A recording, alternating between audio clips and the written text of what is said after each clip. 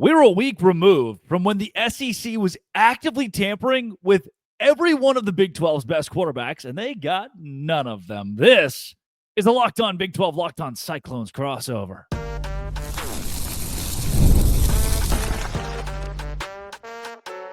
You are Locked On Big 12, your daily podcast on the Big 12 Conference. Part of the Locked On Podcast Network, your team every day.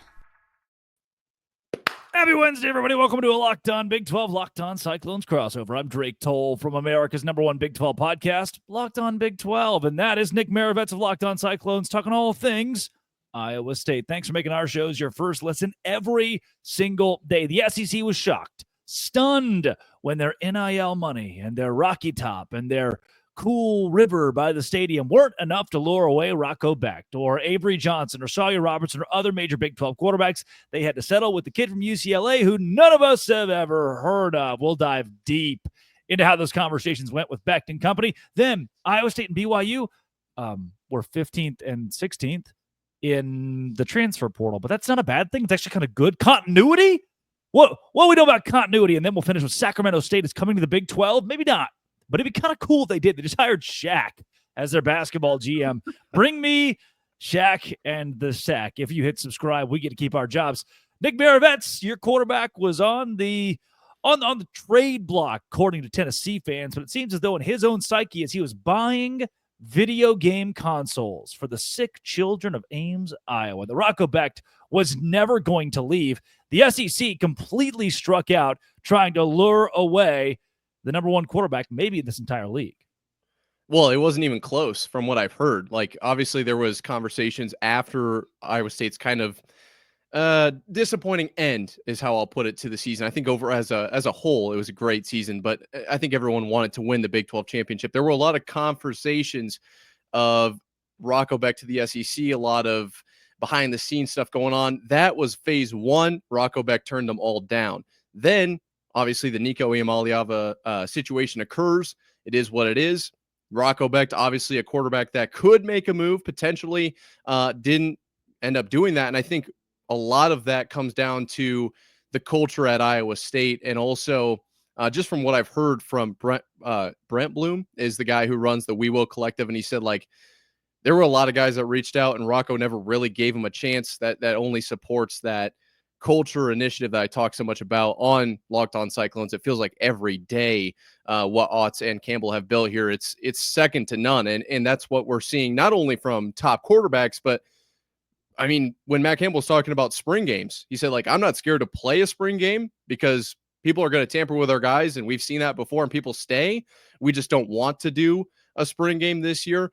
It's across the entire roster, not just Rocco Becht. Rocco staying at Iowa State was a surprise to Tennessee fans, as was Sawyer Robertson or Avery Johnson. Sam Leavitt, a spattering of quarterbacks in this conference that were rumored to have been highly recruited by Tennessee and their boosters. And look, I've mentioned this on my show a lot. You can do it. Nick, if you look across the country and say, man, I really want Jackson Dart to play. Is he still at Ole Miss? He just got drafted. Wow, good for him. If you say, I want Jackson Dart last year to play for Iowa State, you individually could just DM him. It's not tampering, right? Like you have the free will and free speech as a human being in this country to DM him and say, I'll give you $1 million out of my pocket through Roy or another NIL service if you come play for my school. That's not tampering because the NCAA doesn't own you. So there are legal ways that Tennessee boosters could call Rocco Becht and say, here is the number we would lay out if you wanted to play quarterback for us. Did you ever feel like, whether it was Becht or somebody else in this conference, Tennessee's next signal caller was going to come from the Big 12?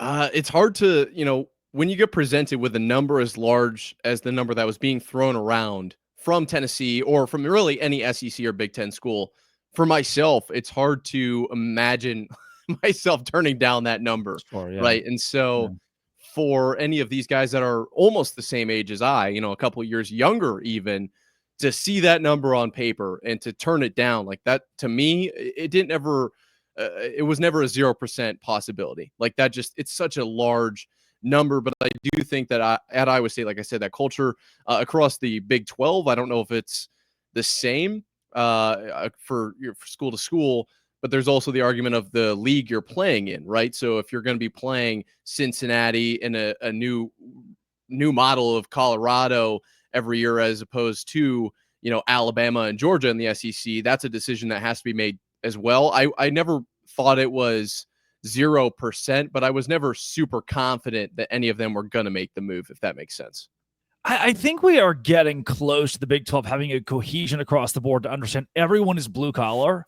If you come play in this league, you come to be developed at a program that is intent on developing human beings, on developing 2 and 3 stars into 4 and 5 star collegiate players or elite level collegiate players, or even having the Will Howards of the bunch, right? It's kind of hard to blame that guy who got to go win a national championship. And in the end, Kansas State got to have Avery Johnson at starting quarterback, which was not something that K-State fans hated. There are ways in which the portal works well for the Big 12, even in guys that move on. But overall, the kids that stayed, I think, have shown you what the culture of this conference is going to be moving forward. Everyone agreeing, yeah, we might make $2.5 million instead of $4 million. But that is the price we pay for loyalty. That is the price we pay for program building, for playing for Matt Campbell for 4 years, or playing for Chris Kleiman for 4 years, Dave Aranda for 4 years. And that's the trajectory, I think, of this conference. Coming up, Iowa State, BYU, no say transfer portal. Como se dice, no mas transfer portal. This is the Locked On Big 12, Locked On Cyclones crossover, part of the Locked On Podcast Network, your team every day. Today's show, this one is brought to you by Monarch Money. And the reason it's brought to you by Monarch Money is because I'm 24 now. Nick, 23? 22? Yes, 23. So Nick and I don't do the whole money thing very well. I'm going to speak on behalf of both of us because we're just like, I don't know what a Roth IRA is.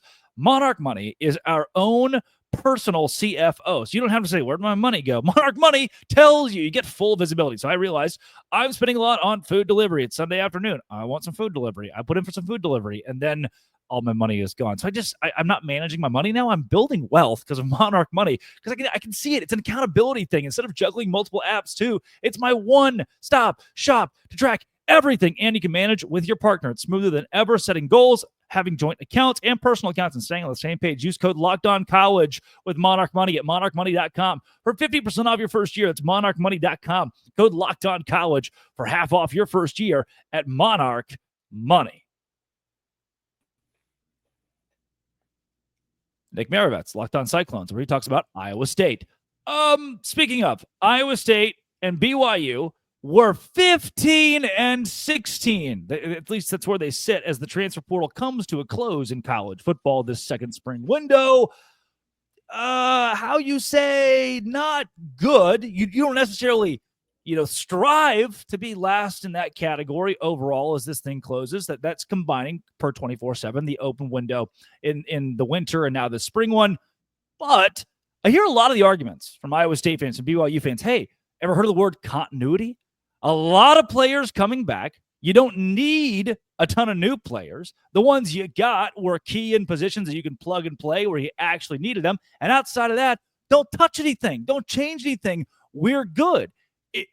Is it a good thing that Iowa State and BYU are last in this conference in the transfer portal? Well, let me ask you this before I dive in here. Where would you say Iowa State is weakest on their roster right now? I'm going to go with wide receiver. You're going to need a couple wide receivers because you lost 2 guys who were top 3-4 round NFL draft picks, right? Yeah. Yep.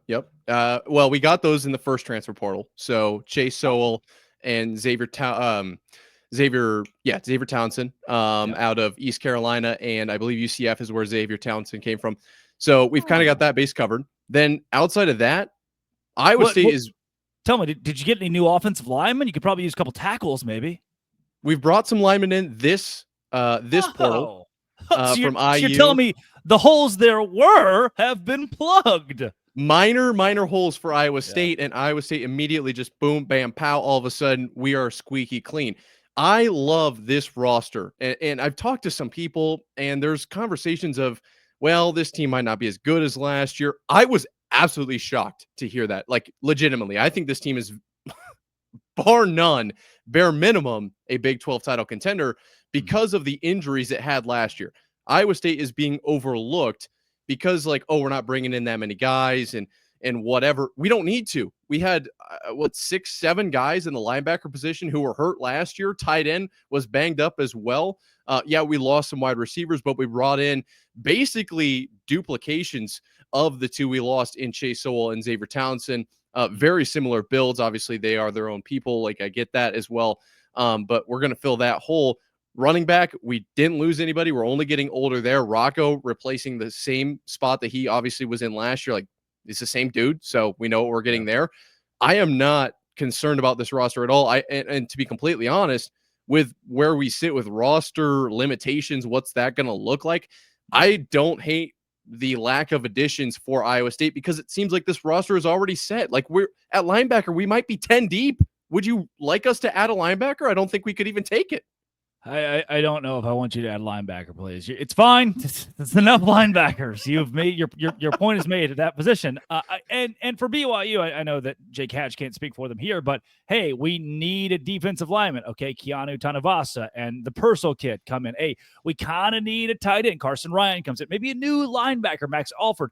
So you're not even replacing necessarily. I know that Iowa State's lost a couple to the portal. BYU's lost a couple to the portal. You're not exactly replacing guys on the roster you needed to. You're plugging and playing where it's necessary. And if it helps anybody, you're going to hear this. I think there'll be some Big 12 fans, whether it's a Cincinnati fan or UCF fan or a Utah fan, saying, oh, how could you ever spin it in a positive way that a team was last in the Big 12 in the transfer portal? Can I ask you this, Nick? Per 24/7, these 4 teams are the bottom 4 teams in the Big 12 in transfer portal rankings in 2025. Arizona State, Kansas State, Iowa State, BYU. What do they all have in common? They're good at football. They're good at football. They're kind of good at the whole like culture and football thing. So it's not just of course, he's picking out a couple of schools and trying to make them look good. No, the good teams, the best teams in this league, the championship contenders from last year aren't exactly going portal crazy. Well, and another point too, I was going to make this in the first segment, but I feel like it's applicable here as well. I took a look at everyone that went to the NFL from Iowa State last year. Not only the 4 that were drafted, but the 5 that went as free agents as well. The average time spent at Iowa State, can you guess how many years it was? It's got to be pushing 4. Please tell me. It's 4. It is 4. That's the average undergraduate degree length.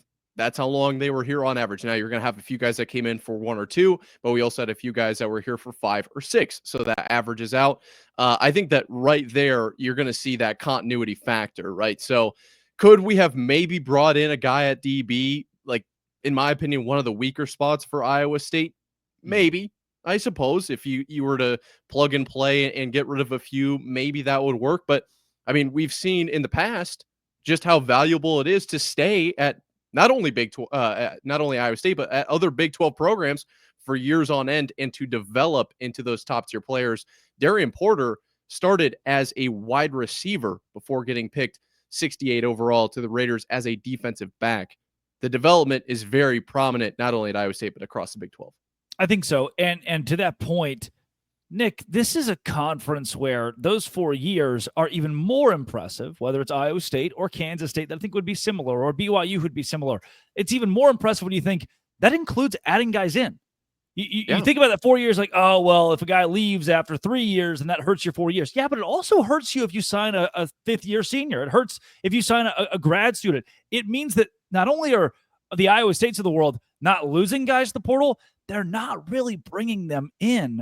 Matt Campbell is going over to West Des Moines and saying, hey, I know you're a 3-star, want to play left tackle for Iowa State, and we develop you into a Big 12 championship, college football playoff caliber player.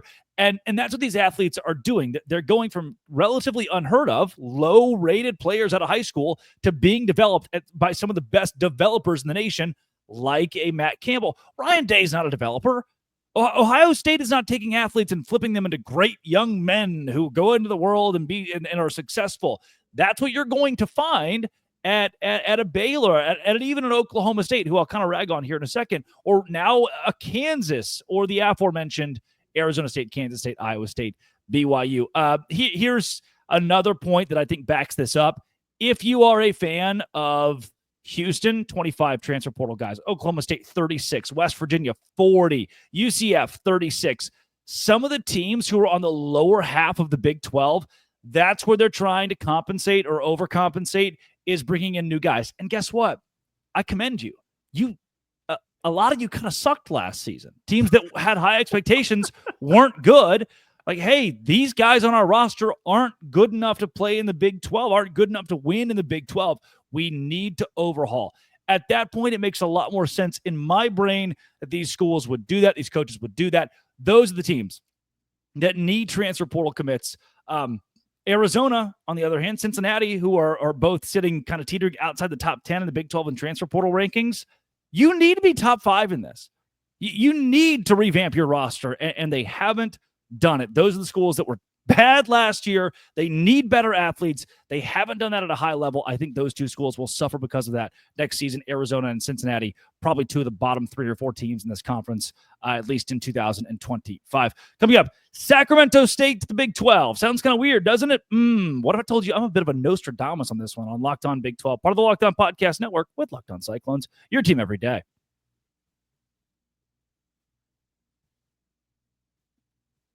Nick Marovets of Locked On Cyclones. What you know, man, about you live in the Midwest. What do you know about Sacramento State? The 20th, not a whole lot. Well, let me tell you, the 20th largest media market in America. Adding Sacramento State gives you a nice new media market. How about they're building a massive new football stadium for $1 gajillion and gabillion dollars? And Sacramento State, being in Northern California, gives you the grip on not just California, but also a brand new time zone moving forward. Sacramento State is transitioning into the FBS, and some people have estimated their NIL to be $35 million. On top of that, they just hired Shaquille O'Neal as their general manager in basketball, and there were rumors they were going after high-caliber former NFL players like Michael Vick as their head coach in football. They've got the money. They've got the market. They've got the fan support. I think it would behoove a league like the Big 12 to jump before someone else does, to get in on the lottery ticket before everyone else buys into the lottery. I think it's the perfect opportunity. It feels like, sometimes when you're looking at just landscapes as a whole, and you're kind of like, what can we do to really elevate? You need that X factor, right? You need to do something that just is a little bit out of the ordinary to really jump into that next level. The Big 12 is considered small, little brother to the SEC and the Big 10 for how many years now? What if this is the move that it might not make a whole lot of sense up front, but is what is actually a piece-by-piece kind of down-the-line move that can elevate the Big 12 into that same conversation? I don't know. It doesn't make a whole lot of sense up front. I understand that. But with Shaq on board, anything is possible. Yeah, what you're going to have. People will see this headline. They'll see the comment section will light up saying, "Oh, this is stupid. What do these guys know?" This is like we've caught lightning in a bottle. Like, we knew that Puka Nacua was going to be a great NFL player before anybody else. We predicted something like that. We predicted Mr. Tom Brady's career, right? If any team has the knowledge that, what is 2020? The hindsight's 2020. If you had the hindsight to draft Tom Brady, everyone would go back and take Tom Brady. This is that caliber of football program to me, considering they have now full membership in the FBS, considering the rumors of $30 million to build their roster via the NIL, which most Big 12 teams can't even sniff. Those things are massive. And the idea that a guy like Shaquille O'Neal has bought in, a guy like Michael Vick considered buying in, a lot of people are taking Sac State seriously, and they're about to play at a conference with UNLV and Air Force. And sure, Nevada is not this massive brand that everybody loves to talk about, but that UNLV, Air Force, like, those are schools that have been in consideration to make a jump, to move up, to level up in college football, and Sac State's already passed them in so many areas. I don't see how getting ahead of the curve can hurt you to a detrimental point. I agree. And, beyond the football side of things, you look at basketball, obviously Shaq, basketball guy. I feel like we can all agree on that. Lots of money too. Yeah, a lot of money. Dude is a human too, like a very large human, which is, I feel like, a huge just plus. I don't really know how that equates to anything. I just think That's awesome. But when you look at as soon as Shaq joins Sacramento in this whole deal, Mikey Williams from UCF, immediate commit, former 4-star, you're going to see a large kind of influx of talent just to be able to be in the same building as Shaq. And Big 12 being a predominantly basketball conference, let's not get too crazy here or too ahead of ourselves, but I wouldn't be too surprised if Sacramento State makes some moves up in the basketball side of things. Not so much the football, I get that. But in basketball, there's potential there. And for them to be in the conference that the Big 12, obviously the Big 12 conference, like that could be a positive, right? They make the tournament, they make a few wins, boom, you're looking at potential new revenue there as well. I just feel like overall, it's not going to hurt you as much as some will think. Yeah, this is according to Front Office Sports, the Sac-12, which is what they're calling themselves because they would love to jump to the Pac-12, eventually the Big 12. Their athletic director actually said their stretch goal is to become a member of the Big 12 in coming years. According to Front Office Sports, I was off on that number. They've actually raised $50 million in NIL. Most small schools could build their football stadium with that kind of money, and their goal in that is to reach the Pac-12 in the Mountain West for the time being, prove themselves with the resources of a conference in the FBS, and then jump to the Big 12 with their new goal being $75 million. They say they are at $60 million per Sacktown Sports that has already been raised as they build this new football stadium, trying to prove, hey, Sacramento is the kind of play where the A's are playing right now, where the Kings play. It's a pro sports market, and Sacramento State is making milestone moves to come into the FBS in a flashy fashion like James Madison did. They walked in and they won immediately. That's what Sac State wants to do. This is a move. I'm going to liken it vaguely to BYU, which I know is crazy, but NIL numbers wise, that kind of stacks up here. BYU got to the Big 12, and the second that the NCAA said, yeah, you can pay players, and yeah, you can go to the Big 12 and get way more money in TV revenue, BYU skyrocketed. They said, all right, well, we now have access to Power 4, Power 5 revenue. We're going to utilize that to build a great team and win. Nick, that might be the fuel you have to add to the fire. You give a school like Sac State, who is building the infrastructure right now, you give them the ticket to Power 4 resources and money. I think that's the catalyst to have a really strong member. Absolutely. And especially when you consider if the Big 12 were to dive into this immediately, instead of letting them get to kind of that in-between level before they jump, the Pac-12, they're not really a Power 4 anymore per se. If they jump in now before anyone kind of puts them on their radar to say, obviously the ACC, it'd be a wild get for them, obviously with the Atlantic Coast Conference, but maybe the Big 10 or the SEC or whatever the case might be. The Big 12 can jump in right now. And also, we haven't talked about this. We talk about this sometimes. What about time zones? The Big 12 jumping into, I don't know if we have any on this. Is this the Pacific time zone? I don't even know if I know. Arizona has the weird thing where sometimes they're mountain times, sometimes they're not. The Big 12 occasionally will say it has 4 time zones. It doesn't. Arizona half the year. Yeah, Arizona just doesn't do the daylight savings time thing, which I still don't know how to get around it. They're just like, you know what? No. For these few months, we are the West Coast. And I think federally, the law is like, I don't know if we can do anything about this. So is this something we can stop? This would unlock your first 12-month-a-year member who is in the Pacific time zone, yes. I feel like that's a huge get because, yeah, obviously the East Coast dominates, but what about like what the Pac-12 after dark was, right? What if we start to venture into, because we've talked like, should the Big 12 explore playing on Fridays? Or when I was talking a couple weeks ago, like, what if the Big 12 plays on Wednesdays or something ridiculous just to get numbers up, to be able to boost those viewership numbers to get into this potential new 12-team playoff? If we can harness what the Pac-12 after dark was and bring that into the Big 12, obviously that's not going to help necessarily Iowa State per se, because it's not Iowa State's viewership numbers. But if Iowa State were to come out to Sacramento for a Pac-12 quote unquote after dark game, a Big 12 after dark game, I feel like that's something we should consider. It's not a bad location. I've been Northern California. It's not a bad location. Sacramento would be it's a major market to add to your belt. Not to say that Waco's bad, not to say Ames is bad or Manhattan is bad, but having a major market it doesn't really hurt you. Looking at you, Boston College, who has stunk in a lot of sports, but because they're in Boston, they have the infrastructure to still be a semi-valuable member to a power conference. And that is something for them that has taken them a long-ish way. Nick, invigorating conversations today, and we will see you again on Thursday night on the Big 12 Squad Show on both your channel and the Locked On Big 12 channel. Where can folks find more of your work? You can find us at Locked On Cyclones, your team every day, of course, and also at Nick_Marv on Twitter, putting out hot takes there, mostly cold takes, but cold takes can be heated up in the refrigerator. No, the microwave. The microwave, not the refrigerator. Wow. You're going to put your cold takes in the refrigerator to heat them up. That's an example of a cold take. Look at that. Look, we're literally in front of your eyes promoting the cold takes. This is rough.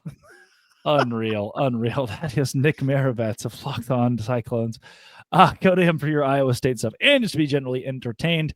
You had a video of like 30,000 views recently about the whole Rocco Becht deal, which is kind of rocks. Just saying, kind of rocks. This has been, it always will be, a crossover with Locked On. Thanks for making them your first listen every single day. Cyclones and Dose Grande.